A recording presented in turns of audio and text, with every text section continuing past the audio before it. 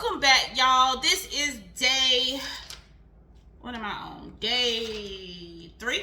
This is day 3 of my video series as I have been going into the Word and really getting back to a place of a heart posture of just not allowing the Word to become so familiar that I miss out on what God has been sharing. If you're just joining, I'm Retonia Lindsay, founder and CEO of WMML Consulting and the She Soars Academy, where we partner with women and leaders to provide leadership coaching and development. And the video, if you are just joining the video so you can catch up, are linked in the post. But today we are diving into, we're still in Jeremiah 29:11, but we're going to dive into my points 3 and 4. So first day, we talked about context, gain a big understanding of all that the chapter or the book of Jeremiah is about. Who is Jeremiah, the characters, the who, what, when, and all of that. Why and how. And day 2, we touched on point 2. We got into the letter, right? This letter that Jeremiah is writing to the people who have been exiled, and we talked about point 2, or the first point that God gave me from the letter, that God carried them there. Like, they were there because of their own disobedience, because of the things that they did, their decisions, their choices. And we talked about the fact that, y'all, this is leaders, y'all. So this is a warning to leaders. Today we're going to jump into points 3 and 4. So points, whatever, y'all. I'm going to give you 2 points. So here are the two points. The first point I want to talk about for today is, it comes from verses 5 and 6. And I'm going to read verse 5 and 6 first, and then I'll give you the point. So verse 5 says, he told them, remember, God told them that he exiled them, and basically, like I said, he carried them there. So he says, while you here, basically, verse 5 says, build houses and settle down, plant gardens and eat what they produce.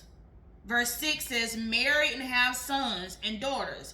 Find wives for your sons and give your daughters in marriage, so that they too may have sons and daughters. Increase in number there, do not decrease. Okay, y'all, so here's what God shared with me.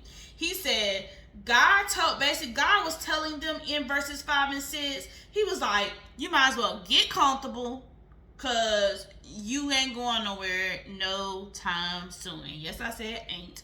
Yes, you ain't going anywhere anytime soon. So you might as well get comfortable. He breaks it. Let's break that down. So he's telling them, he said, build houses and settle down. So I was like, God, okay. So here they are. They're exiled. I started thinking from my mind frame of like, what? So we over here, we in a land we don't know. We don't have our resources. We don't have access to our resources because we put ourselves here. And now you're telling me I might as well get comfortable because I ain't going nowhere no time soon. And you want me to build houses? So I started like calculating up how long that is, because you know how we are. We'll be in a storm, in a test, in a trial, and we complain. We're like, I just wanted it to happen quickly. Sometimes we're not in a test or trial. We're waiting for the promise, and it hasn't happened yet. And so then we'll be like, but I just wanted it to happen. I just wanted it to happen. We get impatient in the wait. But take this in, y'all. Take this in. So here they are. God tells them to build houses and settle down. I was like, okay, so on average, it takes people live in a house about 3 to 5 years or more, okay? He tells them, plant gardens and eat what they produce. So I was like, wait a minute, okay. So a garden gotta be planted. You gotta till the ground. And I'm not a gardener, y'all, but I know you gotta prepare the ground. You have to put the seeds in, and they don't immediately sprout up fruit or vegetables or whatever. It takes, on average, maybe a year for you to get the actual stuff you planted. So, okay, 3 to 5 years for the house, a year or more for the plants. And then he tells them, it says, marry and have sons and daughters.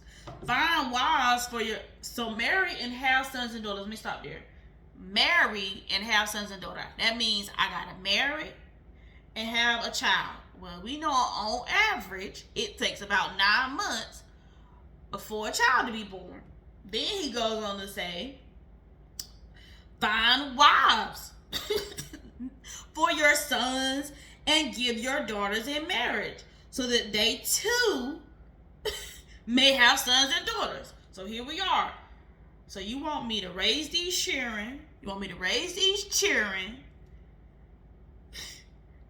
and find wives for them. So that means on average, and back then they probably even married, may have even married a little earlier, but I think a child today is not grown until they about 18. So I gotta raise them up to 18, find a wife wife and husband for them, and then their kids, so that they can have kids. So that's another 9 months to have kids. So like y'all get the point. They were gonna be there for a while. They were going to be there for a while. So he told them, you might as well settle down.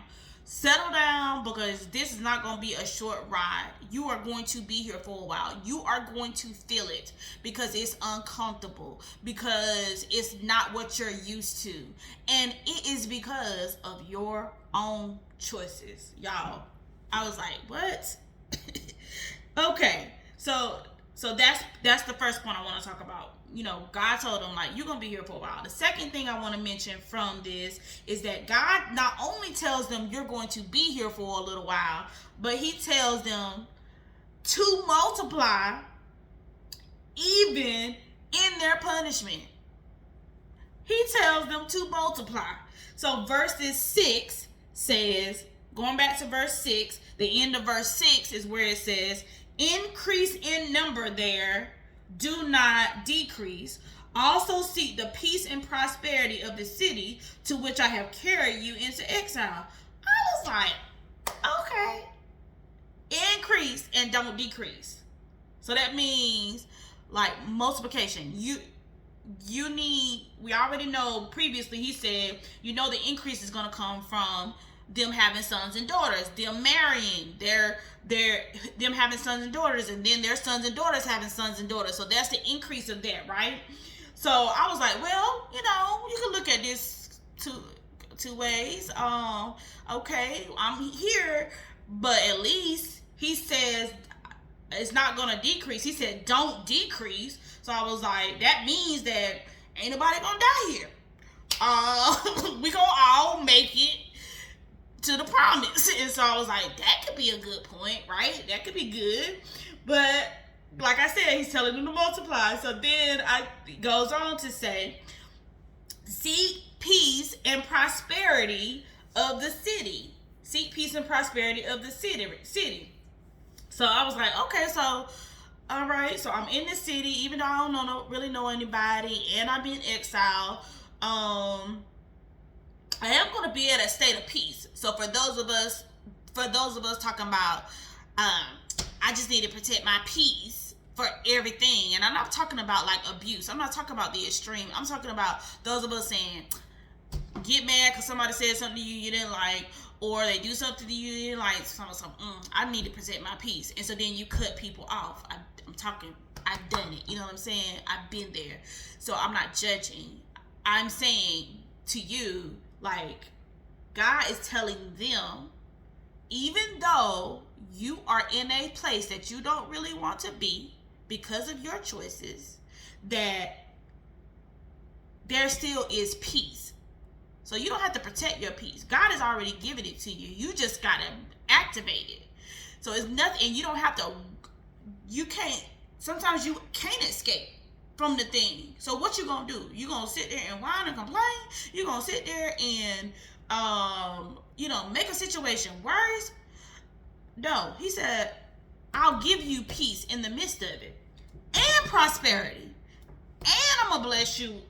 And prosperity ain't necessarily about money. I'm talking about prosperity and joy, overflow of the things. And so I was like, it ain't all that bad. Okay, so we here, we in exile, but at least ain't nobody gonna die. We gonna all make it. And I'm still gonna be able to be at peace and have prosperity. So it ain't all that bad, right? They're not in jail, they're not in prison.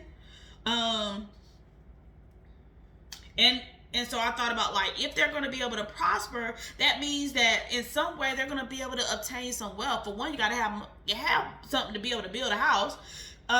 They're maybe even possible for them to acquire land. They're going to acquire land and have cattle. So to be able to do all of these things, right? So I was like, okay, yep, I might not be where I want to be, but at least I'm going to have peace in the midst of it, in the midst of trials, in the midst of storms, in the midst of punishment for my own choices. I can still have access to peace and prosperity.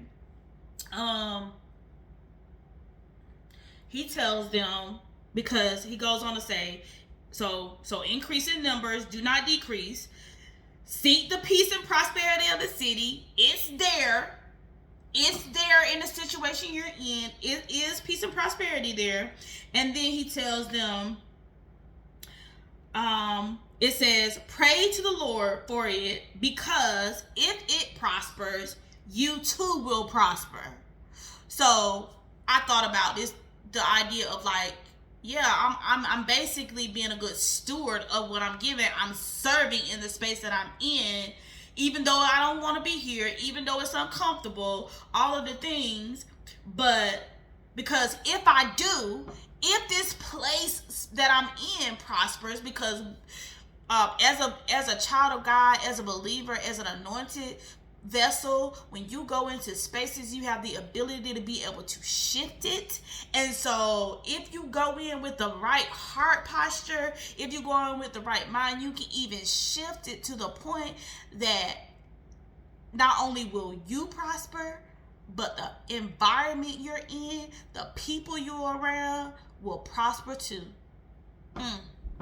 Oh my God, y'all, so good, so good.